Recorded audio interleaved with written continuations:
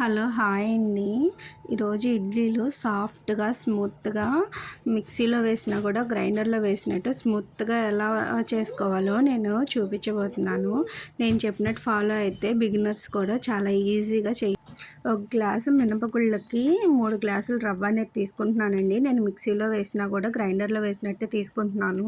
మనకి మిక్సీలో వేసినా కూడా గ్రైండర్లో వేసినట్టే బాగా స్మూత్గా ఫ్లఫీగా వస్తాయి. నేను చెప్పినట్టు మీరు ఫాలో అయితే ఏం పర్లేదు. రావేమో అనుకోవద్దు, 3 గ్లాసులు వేస్తే రవ్వ రాళ్ళలాగా ఉంటాయి అనుకోవద్దు. చాలా అంటే చాలా టేస్టీగా కూడా ఉంటుంది. ముందుగా మనము మినపప్పుని 2 టైమ్స్ వాష్ చేసుకొని 4 అవర్స్ నానబెట్టుకోవాలండి. తర్వాత ఇంకా ఫ్రిడ్జ్లో వాటర్ కూడా పెట్టుకోవాలి మనము పప్పు నానబెట్టుకున్నప్పుడే. ఇప్పుడు మళ్ళీ ఒక 2 టైమ్స్ పప్పుని మంచిగా వాష్ చేసుకొని ఇప్పుడు మిక్సీలో వేసుకోవాలండి. ఎప్పుడైనా సరే మనం గ్రైండ్ చేసేటప్పుడు పప్పు అనేది వేడెక్కకూడదండి. మిక్సీ జార్ అనేది ఎప్పుడైతే హీట్ వస్తుందో అప్పుడు మనకి పిండి అనేది వేడవటం వల్ల పొంగదు, ఇడ్లీలు అనేవి స్మూత్గా రావండి. దానికనే మనం ఐస్ వాటర్ అనేది తీసుకుంటాము. ఇప్పుడు మిక్సీ గిన్నెలో పప్పు అనేది వేసుకొని నేనేం ముందు కూడా రవ్వ అనేది నానబెట్టానండి. పప్పు కడిగేసుకునేటప్పుడే నేను రవ్వ కూడా 2 టైమ్స్ కడిగి నానబెట్టుకుంటాను. అంతే, నేను వెంటనే కలిపేస్తాను పిండి అనేది. నేనేమి పప్పు నానేసినప్పుడే రవ్వ అనేది నానబెట్టను, నాకు ఇలానే అలవాటు. ఇప్పుడు మిక్సీ జార్ని 2 టైమ్స్ పల్స్ చేయాలండి. వాటర్ అనేవి ఏమి వేయకుండా జస్ట్ పప్పు అనేది మెదికేలాగా జస్ట్ పల్సెస్ ఒక 2 or 3 పల్సెస్ ఇవ్వాలి. అప్పుడే మనకి పప్పు అనేది కొంచెం బద్దలుగా అవుతుంది. ఇప్పుడు మనము ఐస్ వాటర్ అనేది కొద్దిగా యాడ్ చేసుకుంటా పప్పు అనేది రుబ్బుకోవాలి. ఒకేసారి ఎక్కువ వాటర్ కూడా వేయకూడదు, పల్చగా అయిపోతుంది. మనం చూసుకొని మిక్సీ అనేది పట్టుకోవాలండి బాగా. ఇప్పుడు నేను కొంచెం ఐస్ వాటర్ వేసి ఒక 2 మినిట్స్ అనేది లోలోనే పెట్టేసి నేను తిప్పానండి. హైలో కూడా పెట్టి తిప్పలేదు. చూసారా, మనకు కొంచెం మెదిగింది పప్పు. ఇప్పుడు ఇంకొంచెం వాటర్ అనేది యాడ్ చేసుకుంటున్నాను. మనం చూసుకోవాలండి పప్పు రుబ్బుకునేటప్పుడు. ఒకేసారి ఎక్కువ అయితే పలచగా అయిపోయి మనకి ఇడ్లీలు అనేవి కూడా బాగుండవండి. ఇప్పుడు మంచిగా మళ్ళీ వాటర్ వేసేసుకొని మళ్ళీ ఒక 2 టైమ్స్ పల్సెస్ మంచిగా లోలో ఒకసారి హైలో ఒకసారి ఇచ్చానండి. చూసారా, మనకి పిండి కన్సిస్టెన్సీ ఎలా వచ్చేసిందో బాగా మెదిగిపోయింది కూడా అండి. ఇంకొంచెం వాటర్ యాడ్ చేసేసి ఇంకొక 2 టైమ్స్ పల్సెస్ ఇస్తున్నాను. మంచిగా ఒకసారి గ్రైండ్ చేసేస్తున్నాను.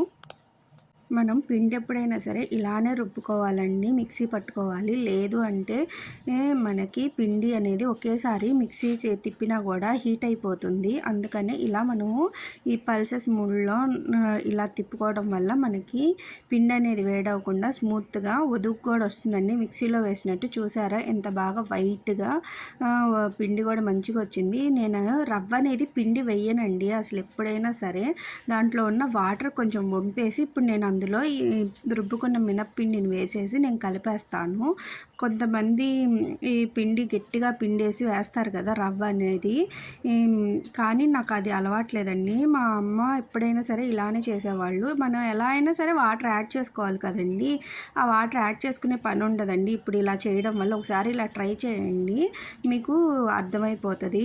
నేను ఎందుకు ఆ వాటర్ యాడ్ చేయకుండా నేను పిండకుండా నేను ఓన్లీ వాటర్ పైన వస్తాయి కదండి రవ్వ నానేసినప్పుడు, ఆ వాటర్ మాత్రమే వంపేసి నేను కలిపేస్తాను అనేది. మనం ఎలా అయినా పిండేసి ఈ రవ్వ వేసాక కలిపేసిన తర్వాత కొంచెం గట్టిగా ఉంటుంది కాబట్టి మనం వాటర్ అనేది యాడ్ చేసుకుంటాము.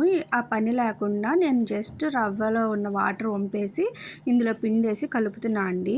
ఫస్ట్ నార్మల్గా పిండి మొత్తం కలిసిపోయేటట్టు కలిపేసి తర్వాత నేను ఇప్పుడు వీడియోలో చూపించినట్టు మీరు బాగా కలపాలండి. అలా కలిపితేనే దాంట్లో ఉన్న ఎయిర్ అనేది మనకి ఫామ్ అయ్యి పిండి అనేది బాగా పొంగి సాఫ్ట్గా వస్తాయండి, మనకి గ్రైండర్లో వేసినట్టు. ఇప్పుడు నేను చూపిస్తా చూడండి. వేళ్ళు అనేవి మనము కొంచెం ఇలా గుంతలా చేసేసి మనం బాగా బీట్ చేయాలండి. అప్పుడు మాత్రమే మనకి పిండి అనేది గ్రైండర్లో వేసినట్టు బాగా పొంగి బాగా వస్తుందండి. నేను వీడియోలో చూపించినట్టు మీరు చెయ్యండి తప్పకుండా. బిగినర్స్ కూడా నేను చెప్పిన ప్రాసెస్ చేస్తే మీకు ఇడ్లీలు పర్ఫెక్ట్గా బాగా వస్తాయండి. ఇడ్లీలు ఎప్పుడైనా సరే మనం వేసేటప్పుడు వేసేటప్పుడు రేకులకి కూడా మనము ఆయిల్ కానీ కొంచెము నెయ్యి కానీ రాసి వేయాలండి. అప్పుడే మనకి అంటుకోకుండా వస్తుంది. ఒక 15 మినిట్స్ హై ఫ్లేమ్లో పెట్టేసి తర్వాత ఒక 10 మినిట్స్ లో ఫ్లేమ్లో పెడితే ఇడ్లీలు కూడా మనకి మంచిగా పొంగి బాగొస్తాయండి. అసలు నైట్ పెట్టా అండి. మార్నింగ్‌కి చూసారా పొంగింది. ఎంత పొంగిందో చూసారా అసలకి. ఇడ్లీలు కూడా అంతే బాగా స్మూత్‌గా వస్తాయి. చూడండి పిండి అనేది పర్ఫెక్ట్‌గా పొంగింది. ఇంతేనండి మా వీడియో మీకు నచ్చితే ప్లీజ్ సబ్స్క్రైబ్ చేసుకోండి. మరిన్ని వీడియోస్ కోసము లైక్ చేయండి, షేర్ చేయండి. ఎక్కువ రీచ్ ఉంటుంది. మీకు ఉపయోగపడింది అనుకుంటేనే షేర్ చేయండి. మరొకరికి ఉపయోగపడుతుంది. Please subscribe my YouTube channel. Bye bye. చూసారా ఇడ్లీలు వేసాక కూడా మీకు చూపిస్తున్నాను ఎంత పర్ఫెక్ట్గా మెత్తగా వచ్చాయో. కాలుతుందండి, అందుకని నేను ఎక్కువసేపు పట్టుకోలేకపోయాను. చట్నీలో నంచుకొని తింటే సూపర్ అంటే సూపర్ ఉంటుంది. అంతేనండి, మా వీడియో మీకు నచ్చితే సబ్స్క్రైబ్ చేసుకోండి, బెల్ ఐకాన్ని క్లిక్ చేయండి. Bye bye.